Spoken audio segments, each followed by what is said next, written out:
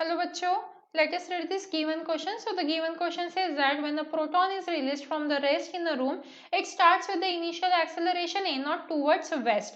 When it is projected towards north with the speed of v naught, it moves with an initial acceleration 3a naught towards the west.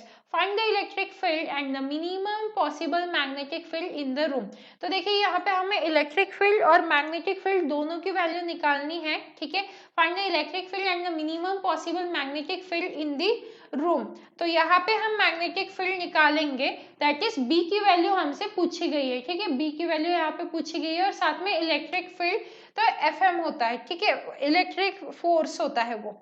तो अब देखिए यहाँ पे proton बोला गया है जो रेस्ट से रिलीज हो रहा है और उसका एक्सेलरेशन कितना है, ए नॉट है। तो अगर ये यहाँ पे प्रोटॉन है जो रेस्ट से जा रहा है, रेस्ट से रिलीज हो रहा है with the acceleration A not towards कहा जा रहा है, वो वेस्ट जा रहा है। तो हम यहाँ पे लिख सकते हैं Q E is equals to M A naught लिख सकते हैं।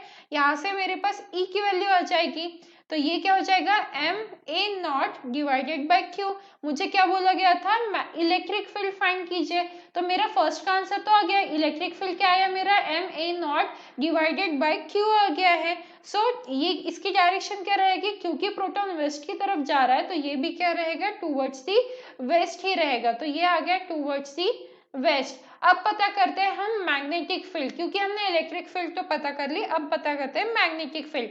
तो क्या है, when it is projected towards north with the velocity v naught, then force on the proton, यहाँ पे देखो ये टुवर्ड्स दी नॉर्थ लिखा है।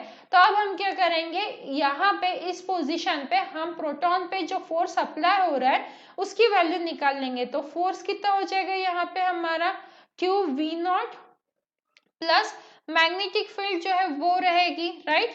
तो अगर मैं इसका मैग्नीट्यूड कंसिडर करती हूँ तो इस फोर्स का इज इक्वल टू क्या आ जाएगा, क्यू वी नॉट, और यहाँ पे क्या आ जाएगा, बी, राइट। तो यहाँ से अगर मैं बी की वैल्यू निकाल दूँ तो क्या आ जाएगा, एफ, यहाँ पे एक्चुअली मल्टीप्लाई का साइन होना चाहिए, मैंने गलती से प्लस दे दिया है, यहाँ पे क्यू वी बी होना चाहिए, राइट। तो यहाँ पे मल्टीप्लाई का साइन दे दो, तो यहाँ पे आ जाएगा हमारा फोर्स डिवाइडेड बाय क्या आ गया, क्यू वी नॉट आ गया।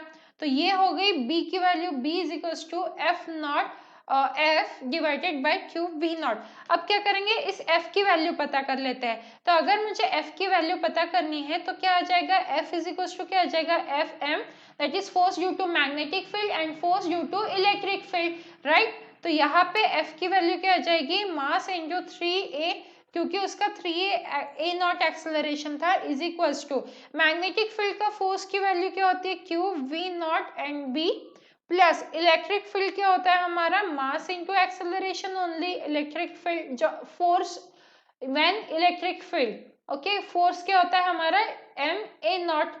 तो यहाँ से अगर हम सॉल्व कर लेंगे तो क्या आ जाएगा, twice M A naught is equal to Q V naught B, and actually यहाँ पे साइन 90 डिग्री है, जो क्रॉस प्रोडक्ट मैंने हटा दिया है यहाँ से, तो वो हो गया साइन 90 डिग्री, जिसकी वैल्यू 1 आ जाती है, तो इसीलिए हम डायरेक्ट लिख रहे हैं। तो यहाँ पे अब मुझे b की वैल्यू पता करनी थी, तो b इज इक्वल टू क्या आ जाएगा, 2m a naught divided by Q V naught. तो ये आ गई हमारी मैग्नेटिक फील्ड की भी वैल्यू।